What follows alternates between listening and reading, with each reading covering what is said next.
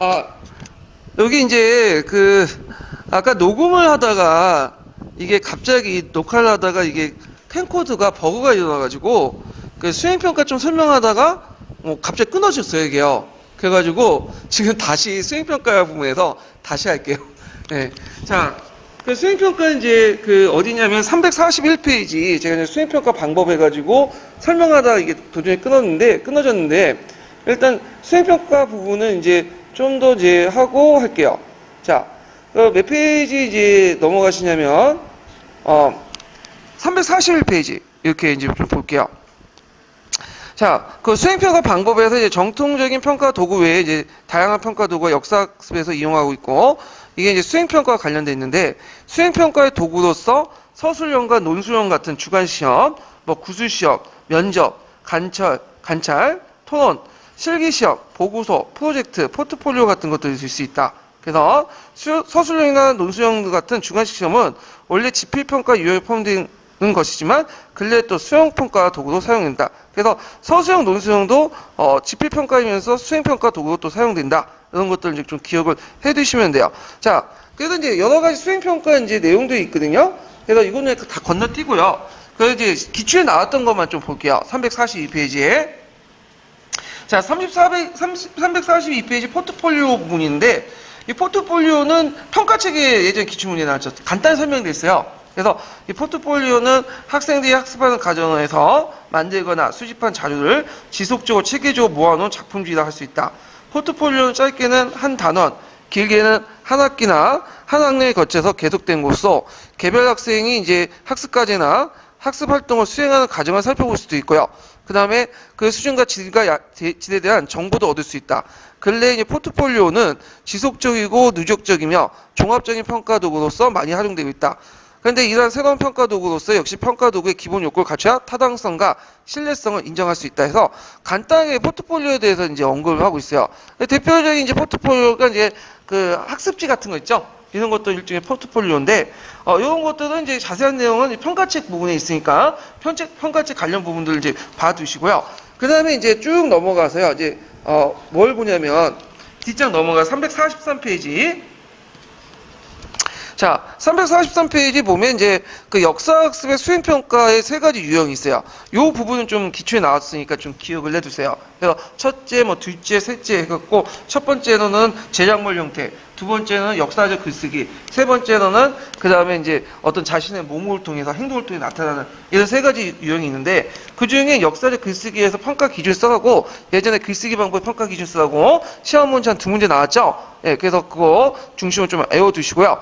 자, 그러면 이제 내용을 볼게요. 첫째는 제작물 형태로 학생들의 학습 결과나 과정을 평가하는 방식이다.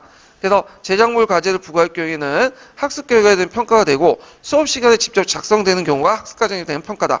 그래서 대개 보면 세 가지 유형 다 학습 과정과 결과가 포함된 거야, 다. 이거는.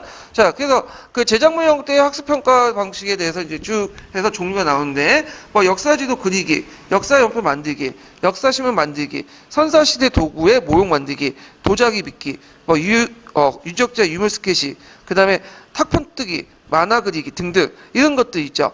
자, 이러한 제작 활동을 통해서 학생들의 이해 방식과 수준을 파악할 수 있다. 그래서 이제 여기에선 장점이 두 가지 정도 나오죠. 그래서 이대 평가 방식을 통해서 종래의 지필 평가에 측정할 수 없었던 없었던 학생들의 다양한 소질과 재능을 드러낼 수도 있고요. 그래서 학업 성취 이상을 반영할 수 있고요. 그 다음에 이제 그 제작물에 대한 그 두 번째로는 역사를 접하고 이해하는 방식이 다양하기 때문에 그걸 표현하는 방식도 다를 수 있다는 점에서 의미 있는 평가다. 두 가지 장점이 나오죠. 그래서 학생들의 다양한 소질과 재능을 드러낼 수 있고, 그 다음에 역사를 이해하는 방식이 다양하기 때문에 그걸 표현하는 방식도 다를 수 있다는 점에서 의미 있는 평가 형태다. 그리고 평가 기준이 있죠. 평가 기준도 외워두세요. 그래서 한 네 가지 큰 기준이 나오는데 첫 번째 제작물의 주제가 분명한가. 그 다음에 두 번째 제작에 필요한 선행 지식이 적절한가. 그 다음에 세 번째는 제작 기술과 표현이 타고난가. 네 번째는 제작 과정에 임하는 태도가 적극적인가. 그래서 요거 이제 네 가지가 있고 구체적으로 하위 항목도 있어요. 예. 그래서 하위 항목까지는 쓸 필요는 없을 것 같은데 큰 항목은 좀 외워두시는 필요가 있어요. 예전에 한번 쓰고 나왔으니까요. 자, 두 번째로는 이제 뒷장 넘어가서 344페이지 보죠. 자, 역사 주제에 대한 다양한 글을 쓰도록 하는 방식이다. 자, 이 방식은 주로 학습 결과에 대한 평가 방식이지만 수업 방식 중에 수행함으로써 학습 과정에 대한 평가가 될 수 있다. 이 방식의 역사 논술 쓰기, 역사 이야기 만들기, 유적지 답사 보고서 작성하기, 과거 인물이나 일기에 편지 쓰기, 독후감 쓰기, 자, 역사 자료 관량표 쓰기, 자서전 쓰기, 이런 것도 있고요. 자, 집필평가 서술형 문제의 주제와 자료를 한정하고 교사가 의도하는 답안 요구하는 데 반해서 이러한 글쓰기는 좀 더 강고한 역사 대상에 대해 학생들이 자유롭게 사고하고 그 결과물을 다양하게 표현하도 유도하는 평가 방식이다. 가능하면 정답의 근접한 사고를 요구한 집필평가와 달리 학생들이 이 방식을 통해 독창적이고 자유로운 생각을 드러내고 자신의 소질과 흥미를 반영하는 글을 쓸 수 있다. 그래서 평가 방식의 특징과 그 다음에 그에 의한 장점 이렇게 나올 수 있어요. 이렇게 서술하고 있죠. 자, 그 다음에 거기 이제 뒤에 보면 글쓰기 평가의 그 구분 시행 내용이 있어요. 그 기준 좀 파악을 해주세요. 첫 번째는 자신의 주제를 선택하고 그 주제를 초점을 맞출 수 있는가. 그래서 하위 항목들 몇 가지가 쭉 나와 있고 그 뒤에 넘어가서 그의 의미를 분명하게 나타나는가. 세 번째는 자료의 수집과 활용이 적절한가. 그 다음에 네 번째는 적절한 수정 전략과 편집 기술을 사용하고 있는가. 그래서 다섯 번째 쓰기 활동에 적극적으로 참여했는가. 그래서 그 내용들, 기준들이 쭉 나와 있죠. 이런 것들 꼭 기억을 해주세요. 예전에 기초에 나왔던 거니까. 그 다음에 세 번째로는 학생들이 말과 몸짓으로 직접 표현하는 방식이죠. 그래서 이 방식은 주로 이제 학습 과정에 대한 평가지만 학습의 결과를 표현하는 것도 있고요. 이 방식은 토론식 수업이나 탐구식 수업에서 발표나 토의를 하는 이제 적극적인 의사를 개진하고 참여한 태도, 그다음 발표나 토론 내용 포함되는 그런 것들, 역사 지식이나 역사 사고술 평가 대상이 되기도 한다. 그다음 역학이나 모의 재판에서 학생들 연기를 통해 역사 수업에 참여하는 태도와 표현 능력을 평가할 수 있다. 역사를 주제로 한 무용 연기나 포용 연기, 노래 연기도 이 방식이 포함된다. 그래서 학생들은 뒤에 넘어가서 잠깐만요. 네. 적합한 표현 방식을 선택하여 자신의 역사 이해와 관점을 표현함으로써 학습 과정과 결과를 평가받을 수 있다. 그래서 이렇게 몸을 통해서 하는 방식의 수행평가의 특징 이런 것들이 이제 나왔고요. 그 다음에 여기도 이제 마찬가지로 기준이 세 가지 쭉 나와 있어요. 큰 기준이. 역사 주제에 대한 이해가 높은가. 그 다음에 두 번째 자유 분석의 관점이 형성이 적절한가. 세 번째는 표현의 자세와 태도가 올바른가. 세 가지 기준이 나타나 있고 그 다음 그 밑에 이제 하위 항목들이 쭉 나와 있죠. 그런 것들 좀 같이 파악을 해 두시면 될 것 같아요.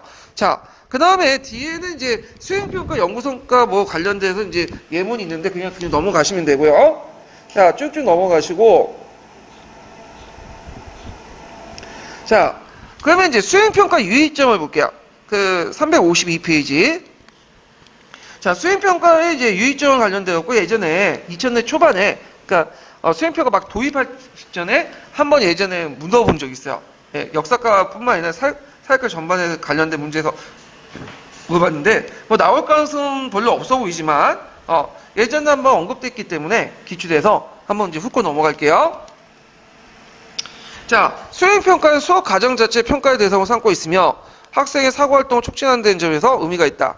또한 평가 방식을 다양하고 교사의 평가 제한권을 넓혔다는 점에서 긍정적이고 할 수 있다. 하지만 수행평가가 다른 평가 유형에 비해서 비교적 최근의 개념이기 때문에 아직까지 이론적으로 정교하지 않다. 자, 이런 가운데 1990년대 후반에 수행평가가 교육형제에 투입될 때 많은 교사들의 반발을 사고 혼란을 야기했다. 첫 번째는 이제 뭐냐면 객관성 확보죠. 예. 그래서 이제 교사들이 이걸 서술형 평가를 이제 하는 것도 있고, 귀찮게 여기는 것도 있고, 평가의 객관성 확보가 이제 되게 문제인데, 왜냐면 이제 학부모나 학생들이 교사의 전문성 평가를 믿지 못해. 그래서 교사가 이제 수행평가할 때 나름대로 이제 지식의 가정이나 이런 걸 강조하다 보면 주관적 판단에 들어갈 수밖에 없잖아요. 근데 이제 주관적 기준을 가지고 이제 이렇게 평가를 하고 세우면, 학생들이나 학부모가 비판을 해요. 평가 기준이 뭐냐고. 그럼 평가 기준이 뭐 적절성이니 뭐 논리성이니 이렇게 예매하게 하잖아요. 그러면 적절성과 논리성을 본인이 평가할 수 있냐. 그런 식으로 얘기를 해버리는 거죠. 그러면 이제 계속 민원이 돌려오면 이제 그것 때문에 시달리니까 아예 어떻게 되는 거예요? 그냥 형식적 요소들만 맞으면 여기 통과하는 거죠. 예를 들어 몇 장 분량. 그 다음에 이런 말이 들어가야지 어떤 단어가 들어가야지 이렇게 점수를 주거나 아니면 뭐 의견을 한 가지 쓰거나 두 가지 쓰거나 내용이와 상관없이 그런 식으로 이제 형식적인 내용들만 한 거죠. 그래서 이런 것들은 원래 수행평가의 의미와 전혀 상관이 없죠. 예, 일종의 팔고문이죠. 현대판. 예. 그래서 수행평가가 원래 지식의 가정 이런 것들을 하면 어느 정도 타당성 측면에서 그런 걸 확보하려면 교사의 어떤 그 전문성을 믿고 나름대로 평가 기준에 어떤 주관성 개입이 들어갈 걸 인정을 해줘야 되는데 그런 걸 인정하지 못하다 보니까 이런 형상들이 일어났다. 그래서 이렇게 신뢰도를 확보하다 보니까 너무 객관적이다 보니까 타당성이 떨어지는 그런 문제점이 이제 드러나겠는데, 자, 그냥 두 번째는 수행평가를 할 때 가능한 수업 시간을 해줘야 돼. 과제 형태를 주면 안 돼. 과제 형태를 주면 어떤 문제점이 일어나냐면 일단 뺏겨올 수가 있고요. 그 다음에 누가 대신할 수도 있어요. 예, 그래서 이런 것들이 여러 가지 문제점이니까 좀 기억을 해두시고요. 그 다음에 뒤에 넘어가세요. 그 다음에 마지막으로 다음에 353페이지에 자, 수행평가가 기존 평가와 함께 국보하는 것이면 전면적 거부하는 게 아니에요. 그래서 서로 보완적인 관계죠. 선택형 시험 같은 경우에는 그 당시 이제 단순 지식이나 정보 습득, 이해 능력 같은 경우에는 이제 평가할 수 있지만 지식의 가정과 관련된 창의력, 문제 해결력, 분석력, 이런 거 고차적인 사고 능력 평가할 수 없어요. 그래서 이제 이런 것들을 이제 극복하기 위한 것이지만 전면적으로 부정한 건 아니다. 서로 보완적인 것들이 있다. 그래서 이렇게 해서 이제 따라서 역사 사고력을 비롯한 학생들 사고를 자극하고 신장시키는 다양한 유형의 수행평가를 하고 필요했다. 등등 해갖고 이제 그 내용들이 쭉 있고요. 그래서 이제 정리해보면 첫 번째로 수행평가를 할 때는 항상 이제 뭐냐면 객관성을 요구하는 풍토 때문에 수행평가 편향적으로 운영되고 있다. 이런 것도 있고, 두 번째는 수행평가는 가정평가이므로 가능한 수업 시간에 하고 만약에 결과물로 과제식으로 제시할 경우에는 여러 가지 이제 문제점이 일어난다. 뭐 학생 부담도 늘어나고 그 다음에 또 교사들도 많은 과제를 평가하는 부담도 안게 되고 학생들이 또 대리가능성 작성할 가능성이 있고, 세 번째는 수행평가 기존평가 한계를 극복하는 것이 전면적으로 부정하는 것이 아니기 때문에 서로 보완적으로 해야 되고 다양한 수행평가 방법을 사용해야 된다. 뭐 이렇게 이제 유의점을 쭉 두고 있어요. 예. 자, 그래서 이렇게 해서 이제 그 녹색책 내용을 이제 끝났어요. 그래서 녹색책 내용 중에 이제 중요하지 않는 부분들, 시험 문제 거의 안 나오는 분들 가감에 제꼈거든요. 그래서 뭐 관심 있는 분들은 각자 보시고요. 그 다음에 이제 다음 시간에는 파란책 내용을 진행을 할게요. 그래서 역사교육의 이해 파란책인데 보통 출제 교수님들이 이제 들어가실 때 세 가지는 기본적으로 들고 가시는 것 같아요. 그러니까 일단 남색책, 녹색책, 파란책 이런 것들을 이제 들고 다니시고, 가끔마다 이제 갈색 책하고 검은 책 있죠. 김한종 선생님 쓰신. 그래서 최근에 이제 1세대 역교동 교수님들은 거의 이제 들어가지 않고 그 밑에 이제 2세대 교수님들 들어가거든요. 근데 그 교수님들 되게 보면 예전에 김한종이나 양호한 선생님 등등 해갖고 배웠던 사람들이야. 그러니까 되게 보면 이제 그 교수님들한테 배웠기 때문에 그 교수님들 그 책을 많이 갖고 들어가는데, 특히 김한종 선생님 배웠던 출제 교수님들이 되게 많기 때문에 그 김한종 선생님 쓰신 교수님 쓰신 검은 책 내용도 좀 봐두세요. 그래서 작년에 역사를 안다라는 내용 있죠. 그것도 갈색 책에도 나왔다고 하지만 갈색 책 보시면 알겠지만 단준 딱 두 줄 돼 있어. 그래서 그 자세한 내용 알려면 검은 책 보셔야 돼. 그리고 거기 역사를 안다 탕구형 모형 같은 거 있죠. 그대로 나온 거예요. 그거 진짜. 예. 그래서 검은 책도 이제 기출 주제로 해갖고 봐두시는 게 좋을 것 같아요.